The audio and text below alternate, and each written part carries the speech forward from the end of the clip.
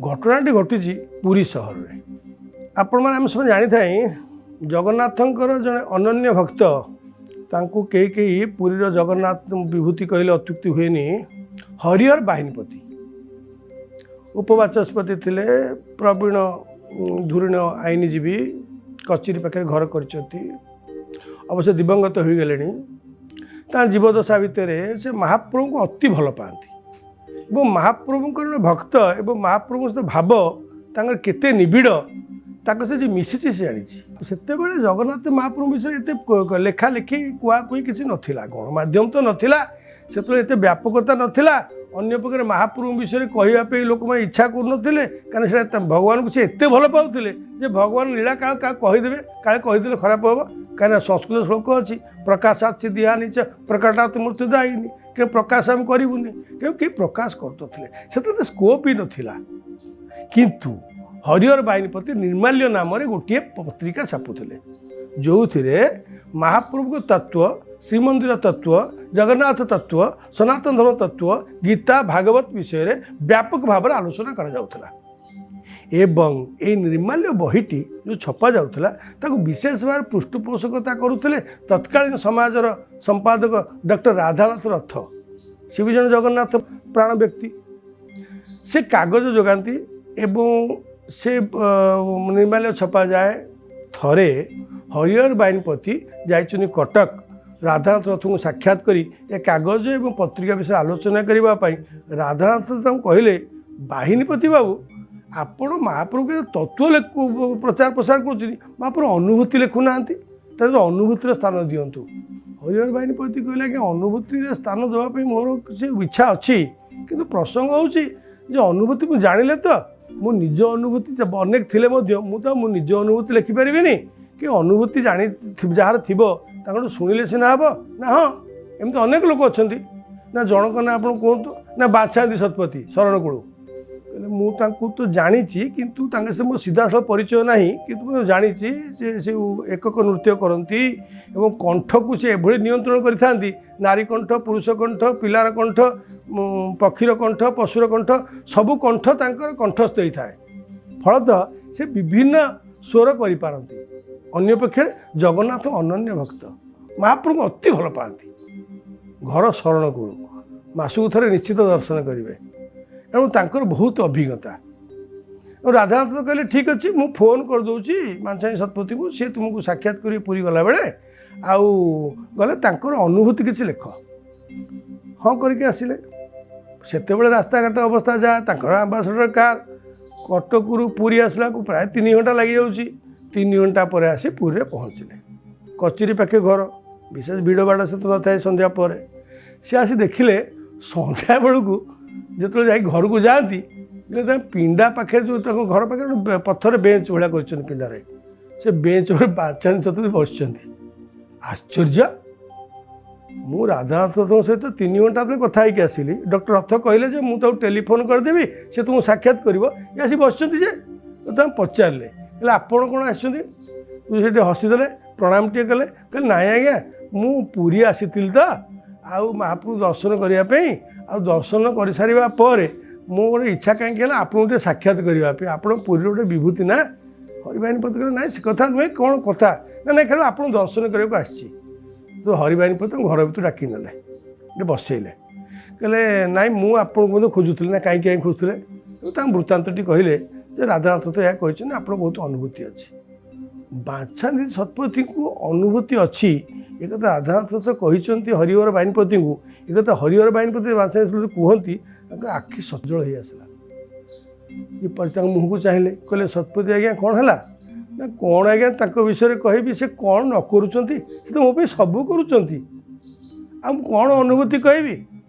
हरिहर बाहिनीपति ठीक अच्छे आप तो अनेक अनुभूति अच्छी गोटे अनुभूति कहतु ना कि अनुभूति कौन कह आज जब मुझे पूरी आसी थाए केवल जो आसी द्वारा आसी आसी ना माने शुणु आज को 3 वर्ष तले मु गाँव थी समय मोर 8 गंटी बात धरला 8 गंटी बात धरवा जो मु चलवा दूरे था सड़क बसवा संभव है ना कौन करी चिकित्सा हेबी चिकित्सा हाँपाई आम तो गरीब घर विशेष आर्थिक अवस्था भल ना गाँव किसी लोक जेहेतु मुझे कलाकार और गाँव में किसी सुनाम अर्जन करी तेणु गाँव किसी युवक मैंने किसी पैसा पत्र आदाय कर मो पिला देले गोटे कार भड़ा कले जे से कहले कार नहीं कटक तुरंत जाओ ये तो डाक्तखाना नाला आज तो भुवनेश्वर 126टा डाक्तखाना डाक्तखाना एत नाला कटक डाक्तर बड़ डाक्तखाना कटक डाक्तखाना बहुत प्रसिद्ध डाक्तखाना समग्र भारतवर्ष तले समग्र भारतवर्ष प्रसिद्ध डाक्तखाना भाव में कटक डाक्तर ना था ये कटक बाहर नयागढ़ कटक जीवे रास्ता तो जी भाया खोर्धा कार बस टेकी टाकी आनी लोक कार बसईदेला कहले आगे जा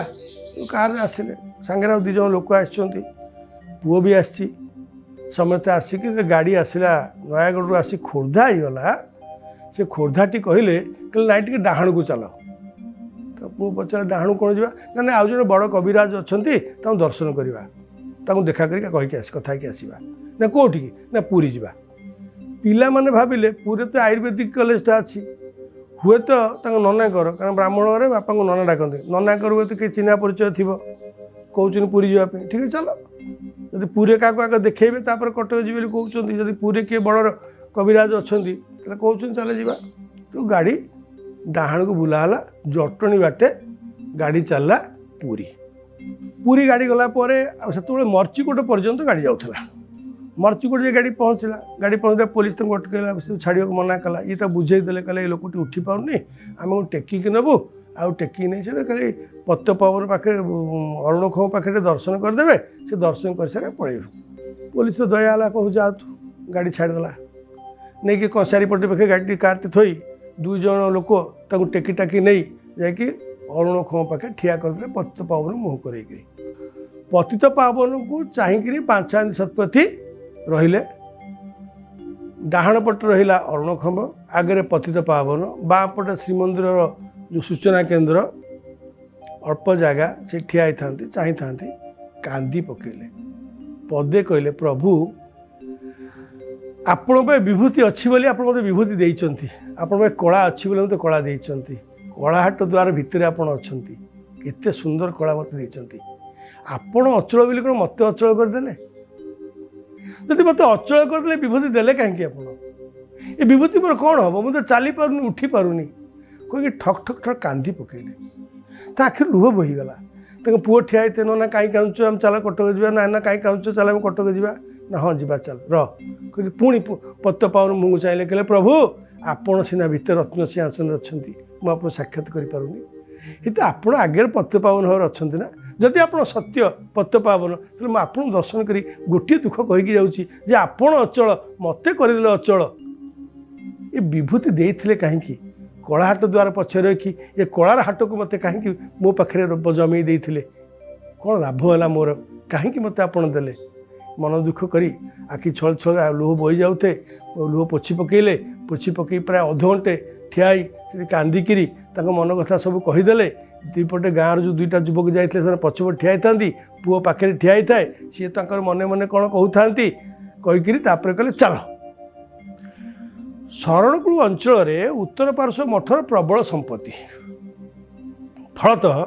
नयागढ़ जिलार जो मैंने सब जाती पुरी उत्तर पार्श्व मठरे नयागढ़ जिला लोकों किसी घर थाए से रुहति से घरे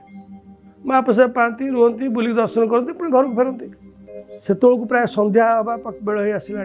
पिला माने कहले इले गले कटक लाभ कौन हम रात्रि पुणी रहा कौटी आम हईराण हाँ बर काली सकाଳେ गले डाक्तर देखा कराइबा डाक्तर देखिए चिकित्सा करेंगे चिकित्सा कला संध्या को जब कहे रहा कहे रे आम नयागढ़ फेरी जा कि बर्तमान गला किसी लाभ हेनी कटक जामें पूरे रही एभली विचार कर उत्तर पार्श्व मठटी को धरधर नहीं गले लक्ष्मी बजार भीतर दी गले उत्तर पार्श्व मठ को जो गले तो मठ महंत देखिले गले रहिले किंतु सेठी बांछादी शतपथी किसी खाइबे नहीं बोली महाप्रभु कहीकि आछंती ए कथा जानिबार कहार सुजोग ना प्रभु मत देह भल न कले अभिमान रे कारण अभिमान कले मत महाप्रभु शुणते ओडिया अभिमान मान गाड़ी सब महाप्रभुଙ୍କର विभूति अभिमान रे कहले खाइबिनी किसी पिला माने कहले जहाँ खाइदे ना नहीं किसी खाइबिनी आम तो घरे खाइकी आसती आज आउ किसी खाइबिनी माने तांकर धारणा आज तो पीठरे तो जगार तोते गुहारी करी मु उपवास रोची कौन करुचु कर संकल्प भावर संकल्प प्रभु को संभाली पारे संकल्प तो ठीक कि भावर संपर्क को अरे बाबा अनेक भावर संपर्क को महाप्रभु पूर्ण कर तो सामान्य मात्र राति समस्ते शोले समस्ते शोचती राति 12:30 खंडे हम दुआर ठक ठक ठक ठक बाड़ेला जड़े किए बाड़ेला किए किए मु सुआर दुआर खोल दुआर पुओ खोलदेला कौन है ना पड़िया पठे महाप्रसाद नियो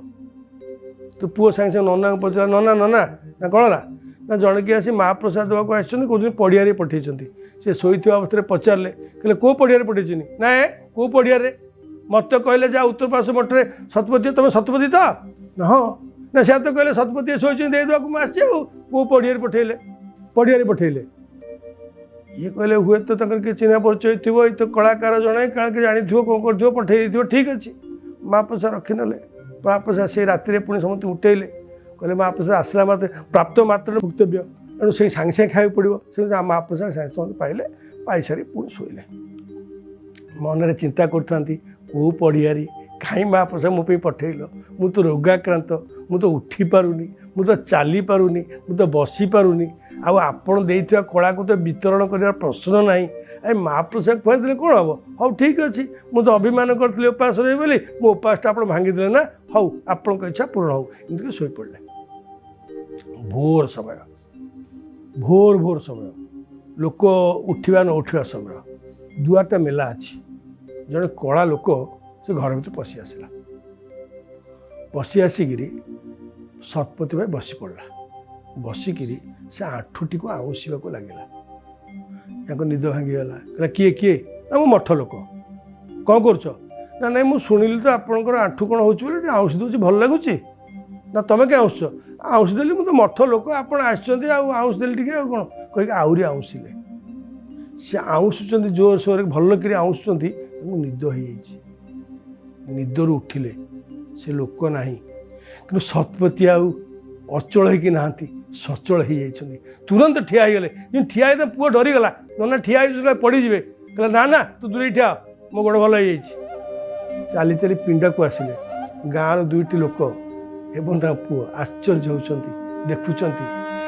आखिर टप टप लुह बही जाऊँगी कहीं उत्तर पार्श्व मठर पिंडा को आसला नीलचक्र देखा नीलचक चाहिए आखिर टप टप लुह बहीगला प्रभु केड़ बड़ कलाकार आपण मु कि कलाकार संपूर्ण सुस्थ हो गली ये कथा बाछाती सतपति हरिहर बाहिनीपति कहते ऑफिस घर भितर लुहर बन्या आखिर भासी जाए प्रभु होचन कलाकार मु नुहे कलाकार कलाहाट द्वार पछरे सीना अच्छा कला सीना से आमको देती कि सी चाहिए कला प्रयोग ना आम कलार विकसित हो पारे ना तार यथेष चाक्षुष प्रमाण होती बाछानी सतपति हरिहर बाहिनीपति और राधानाथ रथ ये हूँ महाप्रभुंर विभूति महाप्रभु लीला महाप्रभु अस्मिता और महाप्रभु भक्त